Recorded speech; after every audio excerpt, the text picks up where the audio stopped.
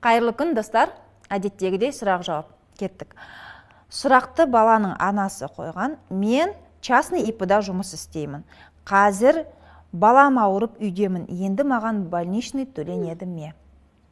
Өзіңіз ауырған жағдайда да, сонымен қатар балаңыз ауырған жағдайда да сізге еңбекке жарамсыздық қағазы беріледі. Больничный лист деп атаймыз қарапайым өмірде.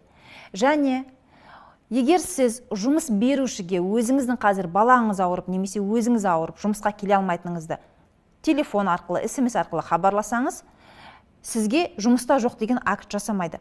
Балаңыз емделген соң больничный листті жабады. Жапқан соң оны сіз міндетті түрде бухгалтер бөліміне немесе кәдімгі отдел кадров, мамандар бөліміне сіз осы больничный листті өткізесіз.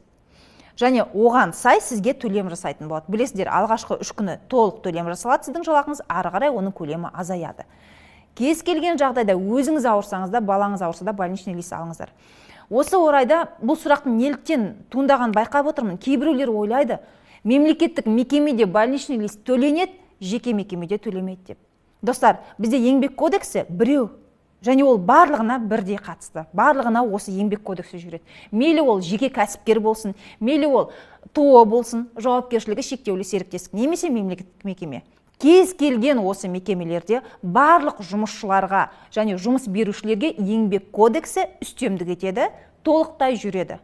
Сондықтан еңбекке жарамсыздық қағазын алып келгенде, оны заңға сай сізге міндетті түрде төлем жасауы тиіс. Ешқандай жұмыс беруші оны төлеуден босатылмаған.